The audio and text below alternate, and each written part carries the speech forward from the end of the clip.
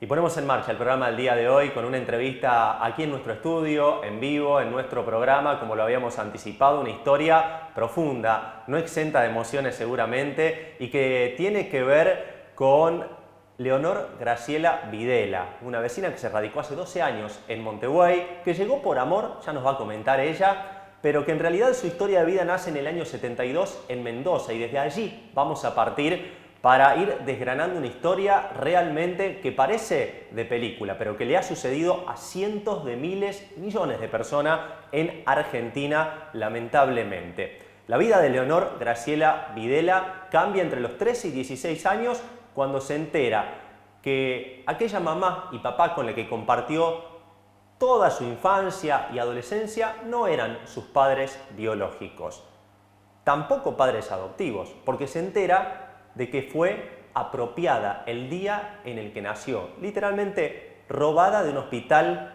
en Mendoza. Esto sucedió en el año 72, años previos a la dictadura militar, y lo aclaramos porque muchas veces se asocia las apropiaciones y los robos de bebé con ese periodo del 76 al 83, la última dictadura militar. Pero esto sucedió antes, un mecanismo que ya venía funcionando incluso desde los años 60 y que tiene a Mendoza como uno de los epicentros dentro de otros hospitales a lo largo y ancho del país que cometían estos delitos. Saludamos a la entrevistada del día de hoy, a Leonor, a quien agradecemos haberse llegado. Y Leonor, muchas gracias por venir primero. Gracias a ustedes por invitarme y para poder ayudarme a difundir mi historia. Fuiste apropiada, fuiste robada de un hospital el día en que naciste. ¿Cuándo fue específicamente para comenzar a contar tu historia? Fue el 16 de mayo del 72. Nací a las 4 de la tarde en el hospital Emilio Civi. Según por lo que me contaron, mi mamá llegó al hospital asustada, joven como era ella, estaba entre los 17 y 18 años. Venía supuestamente, lo que me contaron, que venía de San Luis, huyendo, porque ella tenía que tener al bebé y dejarla. Es lo que me dijeron. No sé si es cierto esa historia, porque después entraron muchas otras cosas que me hicieron dudar. Pero es lo que yo sé. Hasta supe, digamos, lo primero que supe de eso. ¿Cuándo te enterás vos de esto? De que fuiste apropiada, de que te robaron de los brazos de tu mamá biológica. De que fui apropiada, en realidad me enteré hará unos 7 años que fui apropiada, porque siempre me decían que yo era adoptada. Cuando me enteré la primera vez, me dijeron que yo era adoptada. ¿Cuántos años tenías? 13 años. 13 años. ¿Quién te dijo? Una cuñada que se enojó con mis padres porque no le ayudaron en algo y se agarró conmigo y me dijo que yo era adoptada. ¿Te acordás de ese día seguramente? Sí. ¿Y vos le creíste ahí? Sí, porque tenía ya mis dudas, porque en mi familia era la única blanca de ojos verdes, todos morochos, y no entendía, porque yo veía por mis compañeros, veía a otros chicos que los padres eran parecidos, o si tenían hermanos eran casi siempre, había un parecido. Morochos, todos de tez oscura, y vos sí, blanca y de ojos claros. Sí, era la única en mi casa, en mi familia, digamos en general. No había ni de parte de mi papá, ni de parte de mi mamá de crianza, no había nadie con el test que yo tenía. ¿Y te parecía raro? Sí. ¿Y vos preguntabas a tu mamá o a tu papá de crianza? O sea, la que más siempre estaba era mi mamá, porque mi papá, como él era del ejército militar, nunca casi estuvo, hasta que se retiró. Y cuando le preguntaba a mi mamá, o me castigaba, o si me respondía me decía, mirá, vos tenés descendencia de alemanes, acordate de tus tías, que bueno, no conoces a todos, y conformate con eso. O sea, lo evadían al tema. Y sí, los padres de antes no era que a los chicos les permitía hacer muchas preguntas, no es como hoy en día. Antes era más silencioso todo. Yo muchas veces, bueno, porque, digamos, después que me enteré que soy adoptada, empecé como una rebeldía de adolescentes y a veces me escapaba, me iba a la casa de mis tíos, me iba a la casa de mi abuela, hasta, bueno, después que cumplí los 16 años que me contó mi abuela. Bueno, primero fue una cuñada en un arrebato de bronca, de enojo, Sí, sí. te quedaste con eso y después a los 16, ¿qué pasa? Tu abuela de crianza, la mamá de tu mamá, te Sí. cuenta. Ella porque casi siempre cuando ella venía de sus viajes, porque ella viajaba mucho, nos íbamos con mis primos y nos quedamos con ella, que era la gloria para nosotros, mi abuela. Me ve mal, me dice, mira, en realidad tengo un apodo que me dicen Susi. ¿Por qué motivo? No sé, pero siempre me decían Susi. Y ella me dijo, mira Susi, yo sé, ya me enteré que vos andás rebelde y te voy a decir, sí, vos sos adoptada. Pero si querés investigar, investigá. Pero te dijo eso nomás, Leonor, sos adoptada y nada más. Sí, me dijo eso y me dijo que la única que me puede ayudar va a ser mi tía, Ajá. la que vive en Mendoza. Ajá. Yo no me podía comunicar con ella porque no tenía el teléfono, el que tenía era mi papá. Y cuando yo le preguntaba a mi papá, él me decía, ¿para qué? ¿Y por qué ella es mi madrina? Y quiero saber por qué mi madrina nunca más me llamó ni me mandó, o sea, digamos como mintiéndole, nunca más me mandó ni siquiera un regalo de cumpleaños mi madrina. ¿Para qué mi madrina entonces?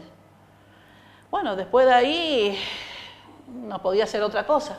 Recapitulamos, vos naciste en el año 72, Sí. en Mendoza, para después ir a lo de tu madrina. ¿Y después qué pasa? ¿Te quedaste a vivir en Mendoza? ¿Cómo fue esa vida con tu familia, entre comillas, adoptiva o de crianza? No, cuando me pudieron hacer, digamos, los papeles, porque como soy apropiada, ellos tenían que esperar para ver cómo hacer los papeles y anotarme como hijos legítimos, Ajá. porque eso es lo que hacen. Cuando son niños apropiados, bebés apropiados, hacen eso.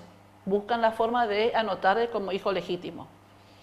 Fuimos a Buenos Aires, donde vivíamos, y después, bueno, de ahí, por lo que yo me acuerdo, porque bueno, era muy chiquita, pero por lo que me acuerdo, sí, tuve una linda infancia. En Buenos Aires. En Buenos Aires, y después también en Posada. ¿Y cuándo logran hacer esos papeles, entre comillas, legítimos para que vos lleves el apellido de tus padres apropiadores? Según mi madrina me dijo que después de 4 meses. O sea, vos naciste y a los 4 meses te legalizaron. Sí. Y de ahí a Buenos Aires. Y de ahí a Buenos Aires. ¿Y después? ¿En Buenos Aires cuánto tiempo estuvieron? Y hasta que yo cumplí 5 años. Y de ahí le trasladaron a mi papá al Chaco. A Chaco. Sí. De ahí estuvimos viviendo en Resistencia Chaco, pasamos una gran inundación ahí, y bueno, después de ahí a Corrientes y después a Posada. ¿Y cómo estaba conformada la familia cuando vos nacés en el año 72 y empezás a vivir con esta familia? Y con 3 hermanos. 3 hermanos. 3 ¿Ya tenían hermanos 3 mayores, hijos? sí, sí. Ella, o sea, mi mamá, de crianza, ella cuando le tuvo al último varón, tuvo un problema en el parto y la tuvieron que hacer con fuerza. No, en esos tiempos no había cesárea, era raro. Como él era muy grandote, le perjudicó el útero y entonces ella ya no pudo tener más familia. El sueño de mis padres de crianza siempre fue tener una nena o 2. Como ella ya no pudo quedar más embarazada, habían dicho adoptar. Y le habían comentado a mi madrina, que como ella era enfermera en un hospital, que si a veces llegaba a saber algo, que le informaran. Y ahí vamos al rol de tu madrina. ¿Todo esto te lo contó tu madrina? Sí. ¿Y hace cuánto te lo contó?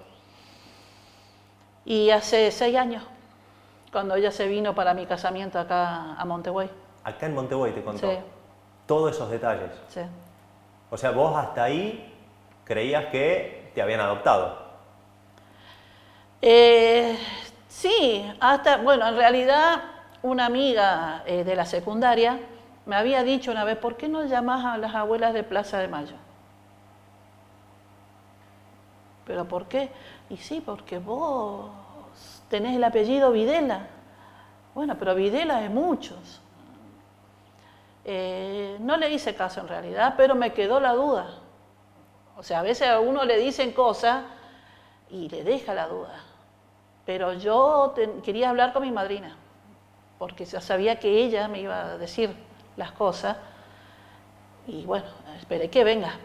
O sea que desde los 16 años que tu abuela te dice que eras adoptada hasta los 40 y pico, vos, bueno, creciste, hiciste tu vida, te mudaste, encontraste el amor, todo, pero siempre creyendo que eras adoptada, aunque tenías tus sospechas. ¿Es así? Sí, sí. Yo siempre pensé que era adoptada nada más, no apropiada. Hasta que me contó mi madrina. Bueno, y contame cómo fue eso, cuando vino tu madrina. Bueno, fue esa noche de mi casamiento, digamos, fue el regalo de casamiento. No te puedo creer. ¿En la misma noche? Sí.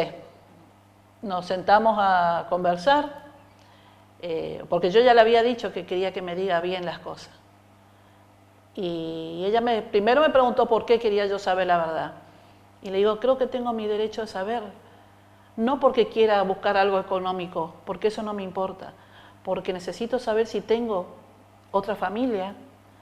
Porque yo cuando voy a un médico, lo primero que hace el médico, ¿qué hace? En tu familia hay personas cardíacas, en tu familia hay personas diabéticas. ¿Y yo qué le respondo? No sé. Porque no puedo responder otra cosa. Entonces necesito.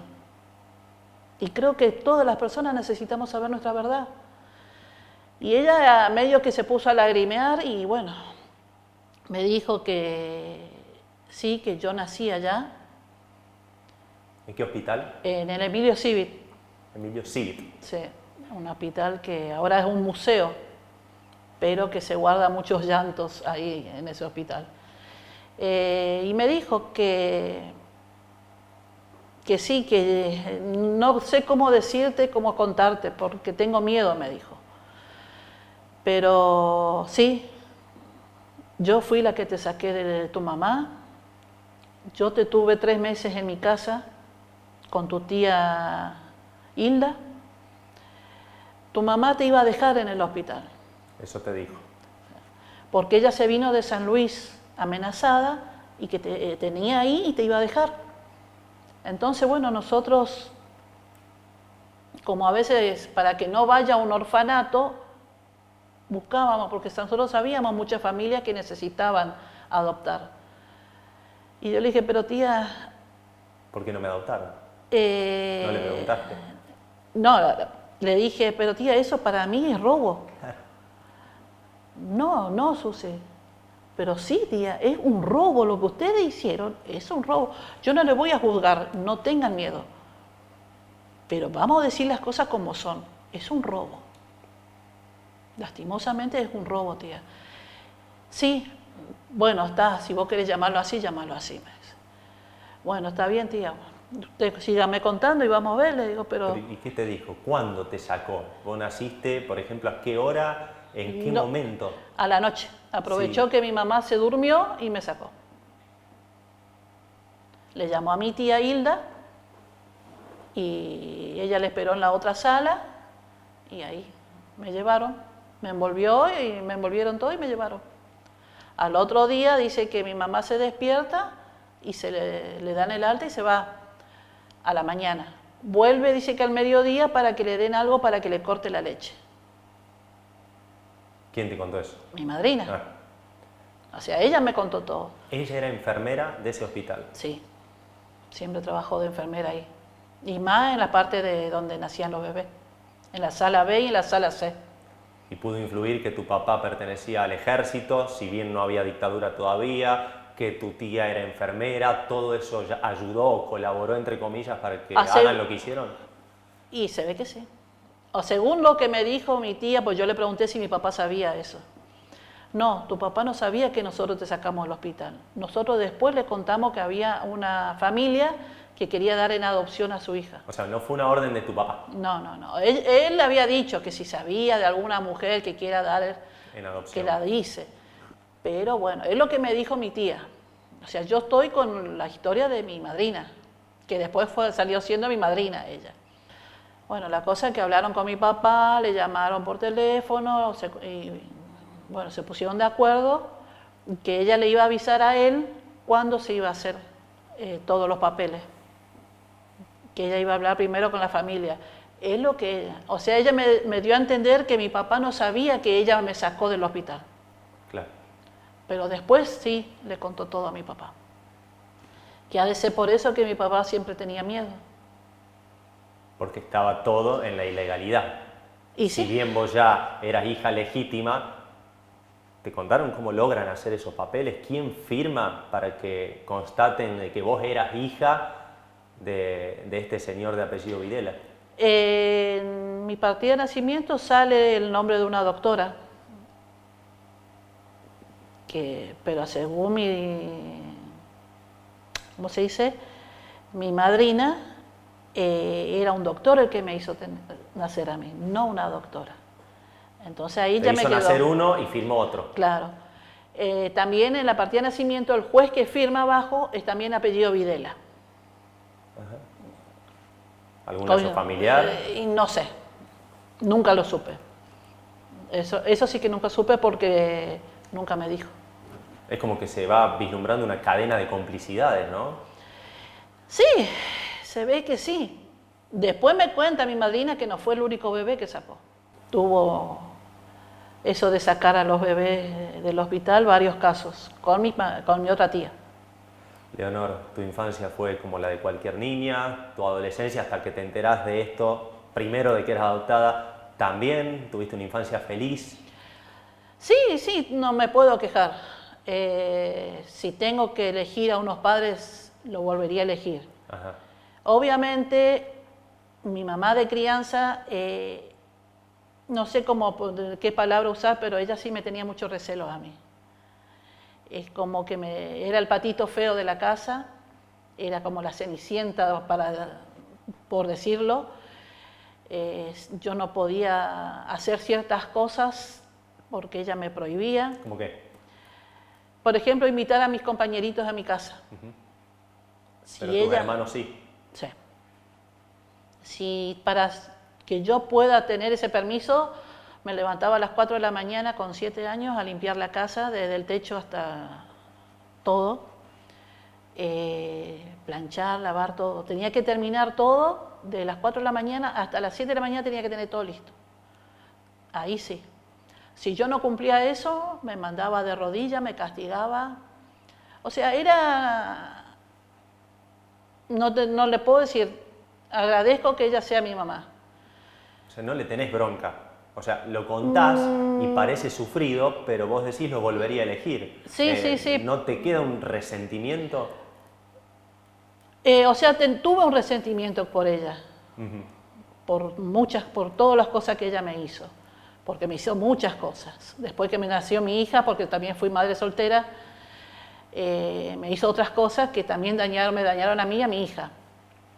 Pero pudimos hablar y conversar con ella en uno de los viajes que hice a Posada con el que era mi marido, y nos pudimos amigar. Ella se disculpó, me pidió perdón, y recién ahí pude sentir lo que era tener una mamá. Porque ella era mi mamá, pero no daba el cariño de una madre. Claro. Eso es. Al menos conmigo. Sí, con los hijos con mis hermanos, digamos, sí. ¿Y vos te sentiste siempre integrante, parte de esa familia, o por esas actitudes a veces te sentías como que no encajabas? Cuando estaba mi papá y mi abuela, éramos toda una familia. Ajá. Cuando ellos se iban, yo volvía a ser la patito feo del cuento de la familia. Mi hermano, o sea, el mayor de todos, José, él sí, yo sentía como que él era un gran hermano, y con el otro mi hermano del medio, que los dos fallecieron ya. Cuando le preguntaba a mi mamá de crianza, le decía, ¿quiénes son mis padres?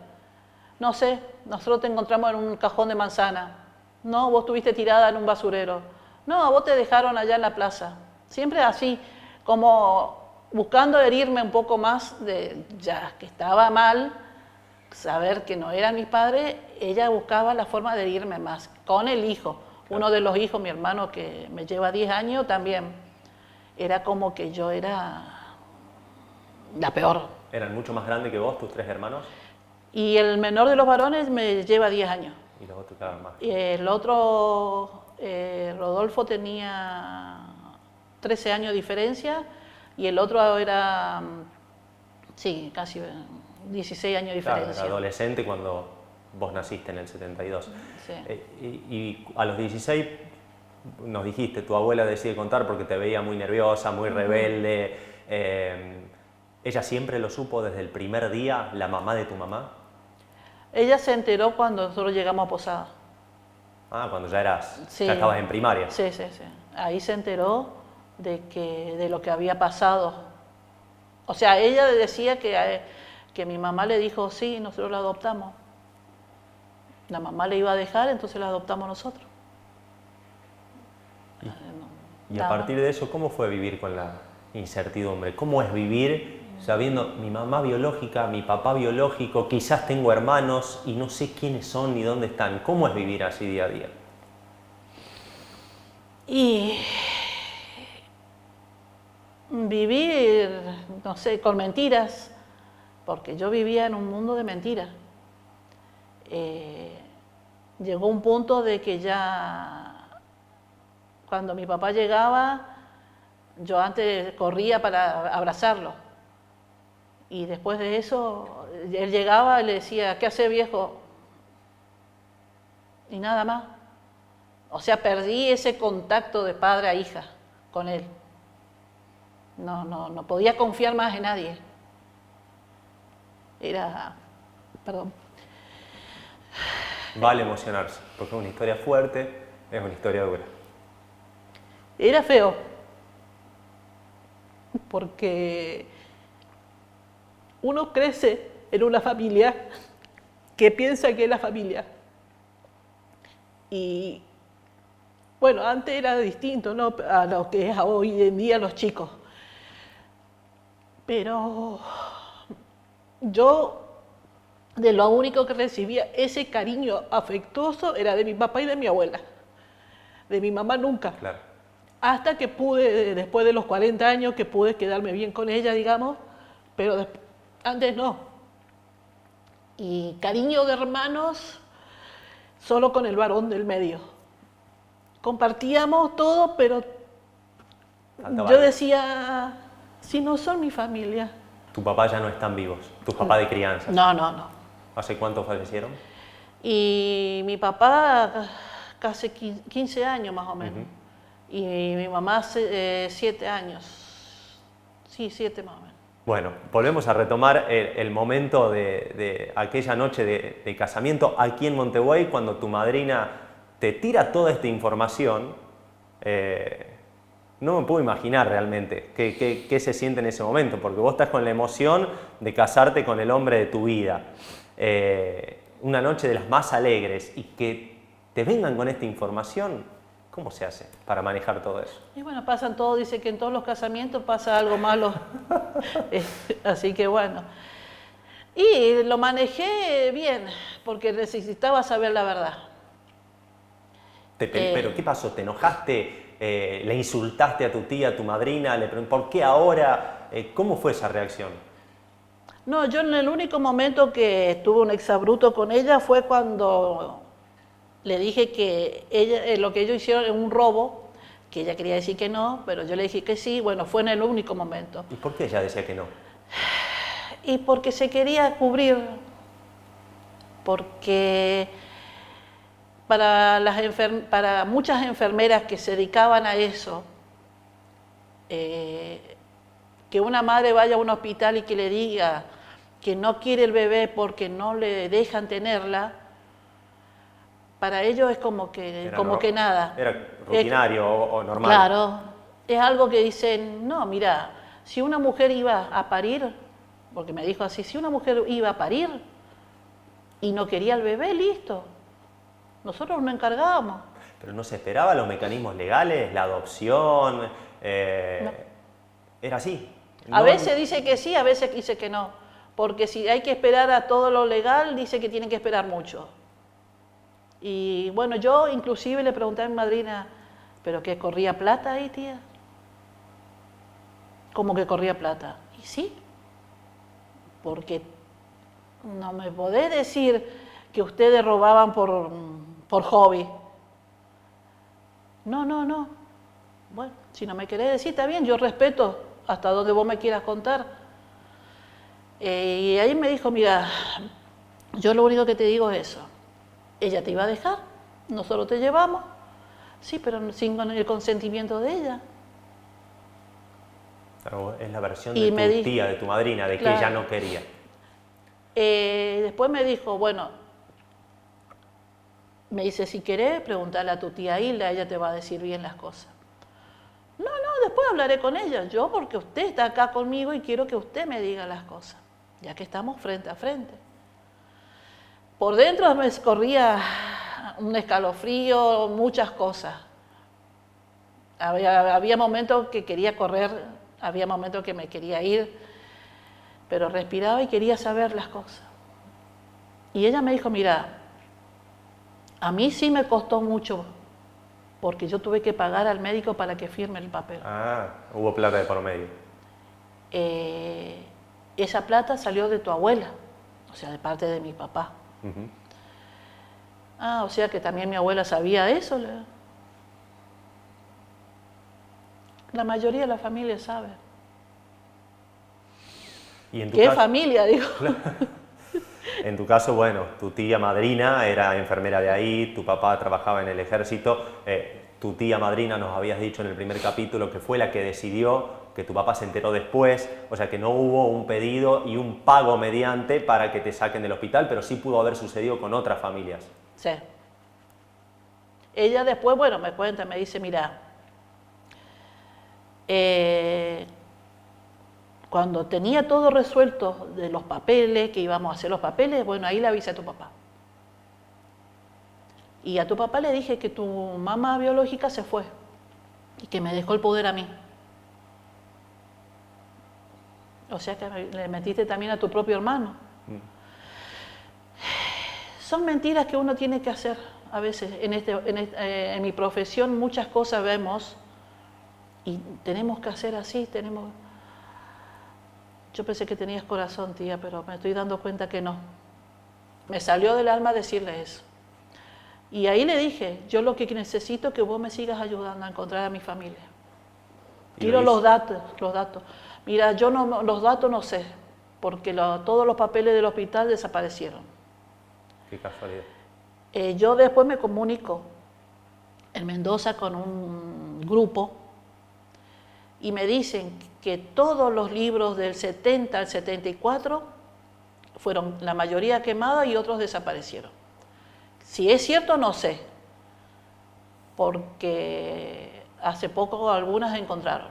Ya vamos a ir a eso. Y a tu tía, después de esa noche de casamiento, después que te larga toda esa información sobre tu vida y tus orígenes, ¿la volviste a ver? ¿Te siguió ayudando? ¿Vos le pediste ayuda? ¿Cómo fue la relación con ella? Ella me dijo, mira, entonces, ¿sabes qué vamos a hacer, Susi? Vos cada vez... Pues yo le dije, yo estoy en un grupo en el Facebook que se llama ¿Dónde está?, le dije. Y apareció una familia que supuestamente nació, ellos están buscando a su hermana mayor, y nació ahí en ese hospital, el mismo día, todo, le digo. Y bueno, decirle que te pasen foto de la mamá, y yo si le veo a la mujer le voy a conocer, porque era una hermosa mujer. Bueno, ¿vos me vas a ayudar, tía? Sí, Susi, vos quédate tranquila que yo como madrina te voy a ayudar. Bueno, ¿vas a poder hacerme el favor de buscar los libros allá en Mendoza, ya que vos estás allá? Pues yo no voy a poder viajar. Sí, yo te voy a ayudar en todo. Ya te dije que te voy a ayudar en todo. Pero solamente que no quiero que digas cosas que no tienen que ser. No, vos quédate tranquila, que yo no voy a decir nada. ¿Y esa ayuda llegó? Un tiempo sí, ella cada vez que yo pasaba una foto me decía, no, fíjate cómo es ella, no es. ¿Dónde vivía tu tía madrina? Ella vive, en Guaymallén, Mendoza vive. Ah, en Mendoza. Sí, tiene 85 años y está lo más bien. Vive ella ahí, pero... ¿Te ayudó un tiempo? Un tiempo hasta que le mostré una foto de una mujer que es de San Luis, que supuestamente de donde ella me contó que era mi mamá biológica, desde ahí no me escribió más, no me contestó más los mensajes, no me contestó más las llamadas, quedó en silencio. ¿Nunca fuiste a verla? No. Se me hizo imposible viajar hasta Mendoza. La verdad que sí. ¿Y te gustaría volver a verla? Hay veces que sí y hay veces que no. Porque me prometió, como madrina y como mi tía, me prometió que me iba a ayudar y no lo hizo. Se cayó. Ahora guardó el silencio. Y para mí eso lleva a otras cosas y ahí el silencio de ella ya me dice muchas cosas, me da muchas respuestas. Y con toda esta información, Leonor, ¿nunca te nació el sentimiento de ir corriendo hacia una comisaría, hacia un juzgado y denunciar lo que te habían contado? Muchas veces me pasó eso en la cabeza, inclusive ahora que ella se guardó el silencio, que no me contesta más, pero después que digo, después me pregunto, ¿qué gano? Tengo que estar con abogados, ir y venir por una cosa, por la otra, que me van a poner el pero de que ya ella es una persona grande y tengo la ayuda de la gente del grupo o sea, en el grupo, por ejemplo, hay muchas que entienden sobre el ADN y nos van ayudando, nos van guiando cómo tenemos que ir, los pasos que hacemos. Siempre hacemos llamadas por Zoom. Hay muchas ahí en el grupo que están en Mendoza. Y hay 2 que pusieron un abogado y que ellas ahora van a encargarse de buscar los libros. Y ellos nos están dando una mano a las que no podemos estar allá. ¿Confías que esos libros con esos datos pueden llegar a existir? A pesar de que te dijeron que los quemaron. Para mí no. Para mí lo de eso de que quemaron y que los perdieron es un cuento. Para mí los libros existen. Porque si no, no había buscadoras que ya encontraron. ¿Y tu madrina podría saberlo? Sí. No, yo sé que ella lo sabe. Si ella era enfermera en el hospital, ella estaba ahí, sabía todo. Pero se cayó. Guardó silencio ahora. ¿Y ella sintió culpa alguna vez? ¿Cómo lo interpretás vos desde tu lado cuando te enteras? La familia en general, tu madrina, después tu mamá de crianza, tu papá de crianza. Ella, no sé si culpa, lo único que ella me dijo una vez, yo estoy arrepentida de no haberte yo adoptado a vos. Pero no culpa de la apropiación, del robo. No, de eso no. ¿Habrá pensado que hacía un bien? Por lo que ella me dio a entender, sí. Que ella, tanto como a mí y como a los otros bebés, hizo un bien. Porque no sabían qué iban a terminar esas criaturas. Viviendo ya en Misiones, en Posadas, primero fallece tu papá, después tu mamá, también te quedás sin alguno de tus hermanos. ¿Cuántos fallecieron de tus hermanos? Los 2 mayores. Los 2 mayores. ¿Y cuándo decidís vos empezar a buscar activamente? Me pongo las pilas y ahora empiezo, me sumo a un grupo, me contacto con gente, voy al hospital, llamo. ¿Cuándo empieza eso? ¿Cuántos años tenías? ¿En qué momento? En realidad fue cuando yo vine acá a Montevideo. Ajá. Hablando con mi marido, me dice, bueno, negra, ¿por qué no te pones las pilas y no buscas? Ponete a buscar. Hablé con una amiga de Posada, que ella tiene una prima que estaba buscando a sus padres, y ella me pasó este grupo donde estás, que está en Facebook, que es un grupo muy contenedor también, muy bueno. Y ahí fue la primera vez que me animé a contar mi historia. Y ahí empecé mi búsqueda de familia biológica. ¿Es toda gente que busca familia, Sí. sus orígenes biológicos? Sí, sí, gente que también, gente que fue apropiada, que fue robada. De distintas épocas. De distintos, siempre. Ahí hay muchos casos también. Y ahí empecé mi búsqueda. Digamos que hará 11 años que empecé realmente la búsqueda de mi familia biológica. Que me puse, como les puedo decir, en los grupos de gente que busca.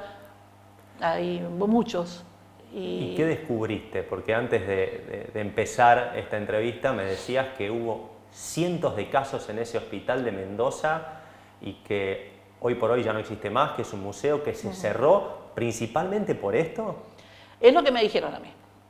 Yo cuando ingresé a este grupo, un día una chica me dice, fíjate en la lupa que está arriba y poné Emilio Civit, me dijo. ¿El hospital? Le dije yo, sí, sí. Bueno, ahí me metí y puse. Y ahí la verdad que me sorprendí, los casos que había ahí. Fui leyendo, me contacté con una chica también ahí que está en ese grupo y me dijo, mira, yo te cuento, ese hospital estuvo enjuiciado, me dijo. Ajá. Ese hospital, la directora de ese hospital estuvo presa y que falleció estando presa por todos los robos de bebé que hay. Enfermeras que estuvieron trabajando ahí también. ¿Esto en qué época más o menos? No, o sea, todas las investigaciones dicen que empezó en el 73. Ajá. Es lo que a mí me contaron. Pero ya venían desde antes viendo, averiguando, investigando, porque era sorprendente cómo la gente iba, los padres, los madres iban a denunciar. Sí, ahí en el hospital Emilio Civit me sacaron un bebé, en el Emilio Civit esto. Entonces llamaba la atención. ¿Y cuándo se cierra ese hospital? Creo que fue en el 76, 75, 76 creo que fue. Cuando comenzaba la dictadura militar. Más o menos, sí. En esa Así época. Que su directora encarcelada, enjuiciada, enfermeras, médicos. Sí, sí, sí. Una cadena de robos de bebés. Sí. O de, entre comillas, hipotéticas ventas también. Bueno, después, unos años más antes, más después, digamos, Sí. que fui viviendo, investigando, hay una ayuda con la tecnología, me entero que sí, que había muchas compras, ventas, compras de bebé ahí. Como en muchas partes del país, porque no es solo allá. Pero bueno, yo porque nací allá, entonces tuve que investigar, pero en realidad es en todo el país. ¿Te enteraste de otros casos, de otros hospitales, de otras provincias? Sí. ¿Como cuáles, por ejemplo? Y bueno, en Buenos Aires, que hay, ahora salió un grupo, que no me estoy acordando en este momento, que están ahora haciendo muchos actores campaña con las parteras, que se dedicaban a traer a los bebés al mundo y a venderlos. Claro. En el grupo este que yo estoy en el WhatsApp, que formó esta chica Sol García, ahí hay muchas madres que están buscando a bebés que tuvieron en Buenos Aires y en La Plata y en otras partes del país, que con parteras, y que robaban y vendían a los bebés como si nada. Decían a la madre, no, tu hijo, mira, tuvo un problema cardíaco. No, tu hijo tuvo este problema y le daban por muerto, siendo que no. Claro, se iban del hospital pensando que había fallecido y no. Leonor, y todas estas investigaciones, estos 11 años que venís investigando desde que llegaste a Montevideo, ¿hacia dónde te acercó? ¿Tenés alguna pista? ¿Estás cerca de conocer quién puede ser tu mamá o tu papá biológico? Yo, hará unos 4 años, tuve una entrevista en una radio de Córdoba con un periodista que también está en búsqueda. Y bueno, mediante ese grupo, o sea, mediante esa entrevista, el grupo de nosotros se llama una ONG, me mandó de regalo, por medio de una chica que se llama Clara, Sí. el kit para hacerme el ADN ancestral. ¿Un kit para hacerte un ADN? Sí. ¿Cómo es eso? Y nos mandan un kit con todo sellado, que es para hacerse el hisopado, que uno mismo se tiene que hacer, seguir todos los pasos. ¿Con saliva? Sí. Pero, o sea, es más profundo todo. Se manda todo nuevamente, se manda por correo a Rosario. Sí. En Rosario se encargan de mandar a Estados Unidos.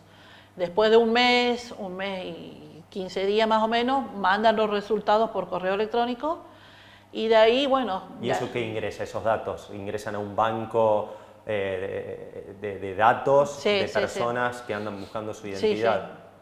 Para potencialmente ser cotejados con otros. Claro. En realidad, gracias a estos ADN ancestrales, Sí.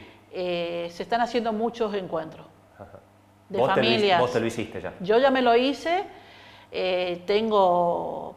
encontré primos segundos, también tengo una prima segunda que vive en San Juan, que ella me dio su árbol genealógico, porque ella ahí tiene, porque uno puede armar el árbol genealógico ahí.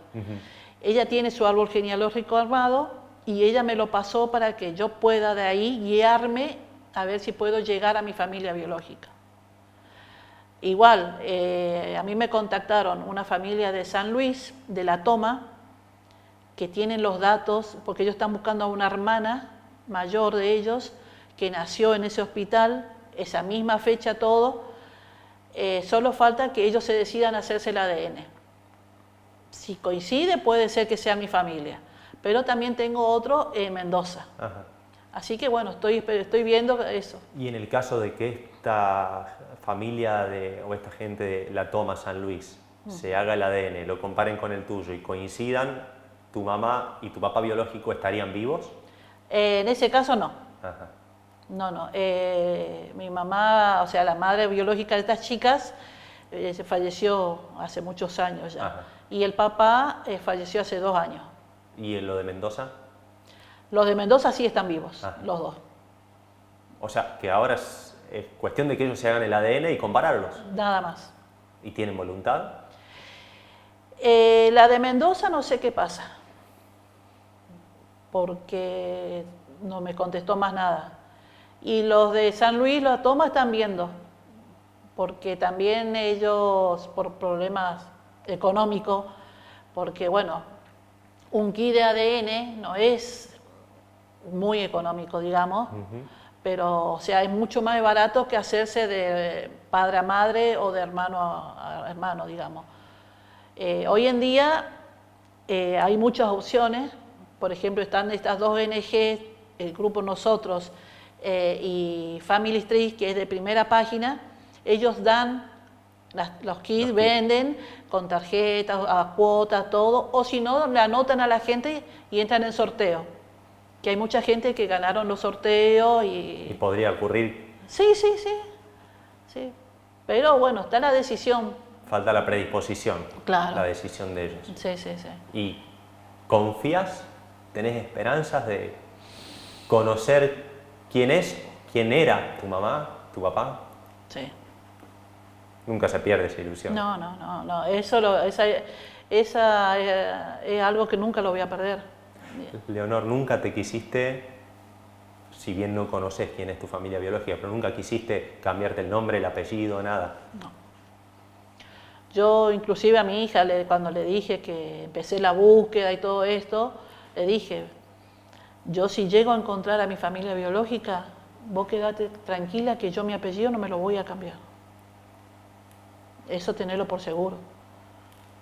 Pero sí. ¿Y tenés contacto con el único hermano que te queda? No. ¿No? ¿Tampoco? ¿Dónde está él? Él vive en Posadas Misiones. En Posadas. No, porque es una persona que siempre fue malicioso, siempre buscó lo material, cosa que nos sacó la casa que nos dejó nuestros padres, se apoderó él, digamos, y no tenemos relación. Tanto como yo, ni mi hija tampoco tiene relación con él. Te súper agradecemos por abrirte a contar esta historia, porque es muy fuerte, es muy profunda, es muy fuerte, y deseamos el mayor de los éxitos para que puedas conocer quién fue o quién es tu mamá, y ojalá que cuando sea ese momento podamos ser testigos también de ello, porque sería hermoso, ¿no? Poder conocer tus verdaderos orígenes. Sí, no, yo lo único que le voy a pedir a la gente, digamos, como mi historia, hay millones de gente que estamos buscando a nuestra familia biológica. Y siempre lo asociamos a la dictadura, y esto ocurre desde hace mucho eso, antes. Justo eso le iba a decir. No solo en la dictadura hubo apropiaciones, hubo mucho antes y sigue habiendo, hasta hoy en día sigue habiendo apropiaciones de bebés. Si alguien pregunta cómo nos pueden ayudar a los buscadores, haciéndose el ADN ancestral. Es una forma de ayudarnos, porque ahí se van cruzando y se van formando los árboles genealógicos.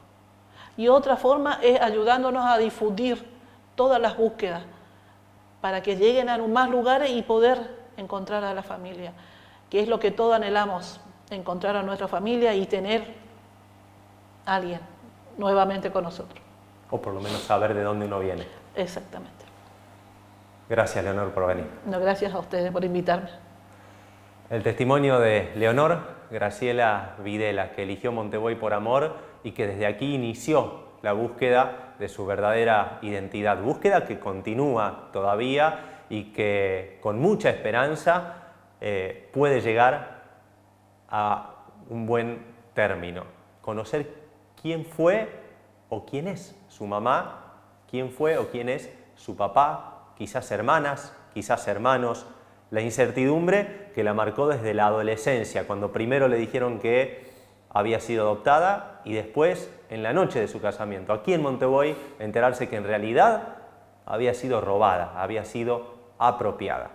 Es una de cientos de miles de argentinos que están buscando su identidad. Esta fue la entrevista y el programa del día de hoy, que esperemos que hayan disfrutado de alguna manera a pesar de las emociones y de lo doloroso de la historia, pero que nos enseña también, que nos abre hacia otras realidades y que todos podemos contribuir para que muchas personas de alguna manera puedan llegar a conocer su verdadera identidad. Será hasta la próxima. Muchas gracias.